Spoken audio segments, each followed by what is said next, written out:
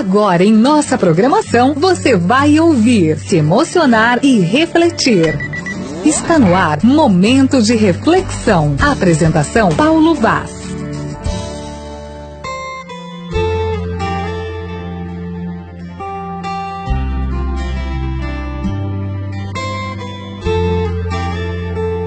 Bom dia para você, Riva. Bom dia para você, ouvinte da Gospel FM. Onde quer que você esteja, que a graça, o amor, a misericórdia de Deus possa te alcançar e alcançar a sua família. Nós estamos chegando para mais um momento de reflexão, sempre uma palavra do coração de Deus para o seu coração. A perguntinha básica, porém essencial: você já sorriu hoje? Não? Então começa agora, porque Jesus te ama. E Ele te ama muito. E de uma maneira toda especial. Como está a sua casa? A paz no seu lar? Depois do trabalho, depois dos seus afazeres, depois da escola, você tem vontade de ir para casa para encontrar sua família, seus irmãos, pai, mãe, esposo e esposa? Jesus, conhecendo os seus pensamentos, disse-lhes: todo reino dividido contra si mesmo será arruinado, e toda cidade ou casa dividida contra si mesma não subsistirá. Mateus capítulo 12, verso 25. O que é divisão?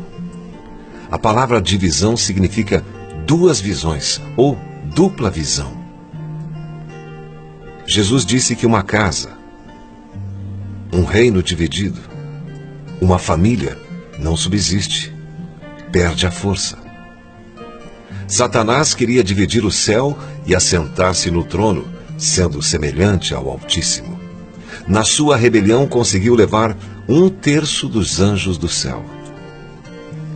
Lá no jardim do Éden houve divisão. Adão pensou que também poderia mandar e desobedeceu a ordem do Senhor de não tocar na árvore do bem e do mal.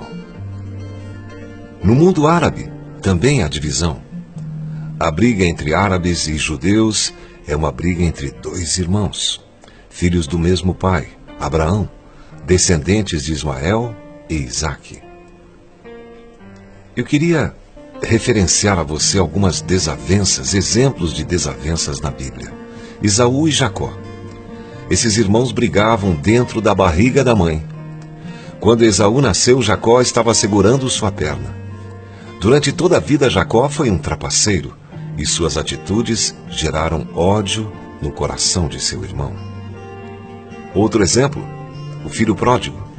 A parábola do filho pródigo relata um impasse numa família entre o pai e dois irmãos que não combinavam e não se toleravam.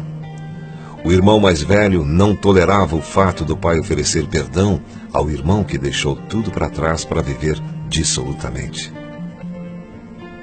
Recomendo-lhes, irmãos, que tomem cuidado com aqueles que causam divisões e colocam obstáculos ao ensino que vocês têm recebido. Afastem-se deles, pois essas pessoas não estão servindo a Cristo, nosso Senhor, mas a seus próprios apetites. Mediante palavras suaves e bajulação, enganam os corações dos ingênuos. Romanos capítulo 16, versos 17 e 18. O apóstolo Paulo enfrentou o problema da divisão dentro da igreja. Ele não tinha condições de visitar todas elas. Só a igreja de Jerusalém, na qual o irmão de Jesus, Tiago, era pastor, haviam 100.000 membros. Por ser um estudioso da Bíblia, letrado, judeu e cidadão romano, Paulo escreveu 50% do Novo Testamento e foi muito claro ao dizer que as pessoas que causam divisão são bajuladoras e enganam com palavras suaves. Irmãos, em nome de nosso Senhor Jesus Cristo, suplico a todos vocês que concordem uns com os outros no que falam, para que não haja divisões entre vocês e, sim, que todos estejam unidos num só pensamento e num só parecer. Meus irmãos, fui informado por alguns da casa de Chloe, de que há divisões entre vocês. Com isso, quero dizer que cada um de vocês afirma: eu sou de Paulo, eu sou de Apolo, eu de Pedro e eu de Cristo. Acaso Cristo está dividido? Foi Paulo crucificado em favor de vocês? Foram vocês batizados em nome de Paulo?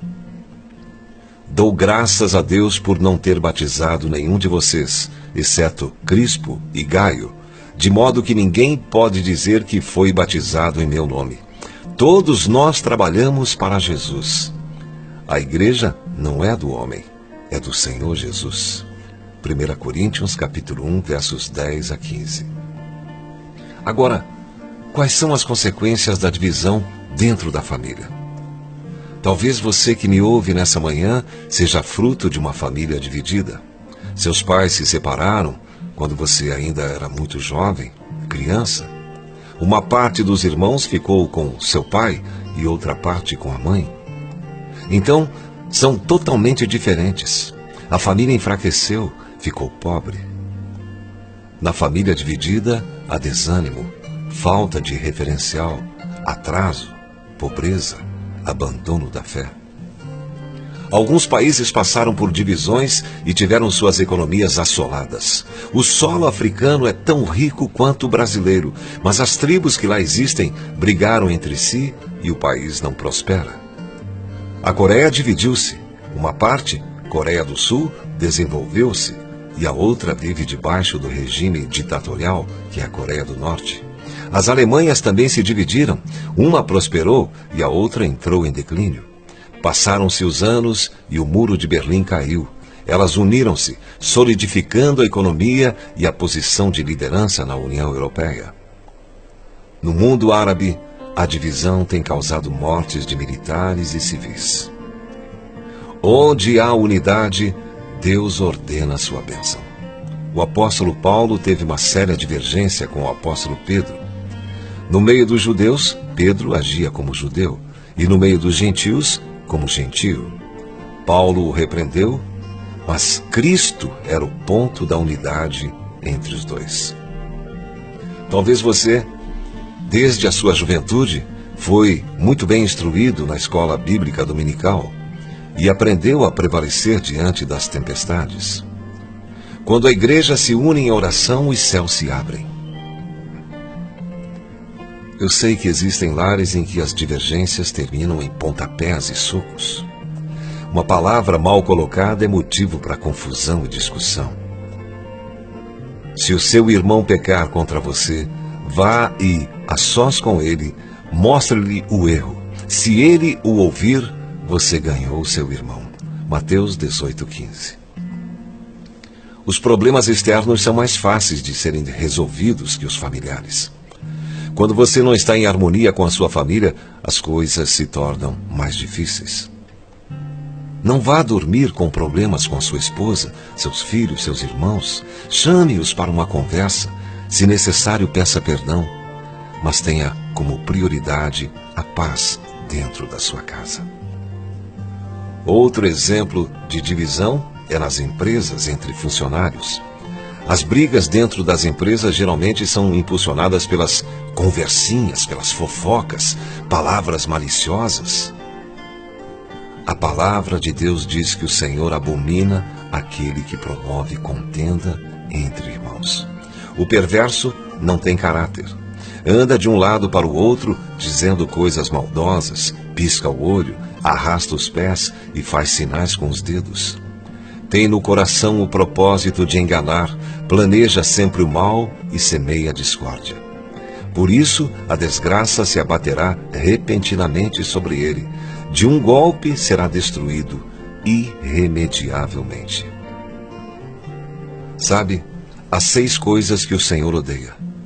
7 coisas que ele detesta: olhos altivos, língua mentirosa, mãos que derramam sangue inocente, coração que traça planos perversos, pés que se apressam para fazer o mal, a testemunha falsa que espalha mentiras e aquele que provoca discórdia entre irmãos.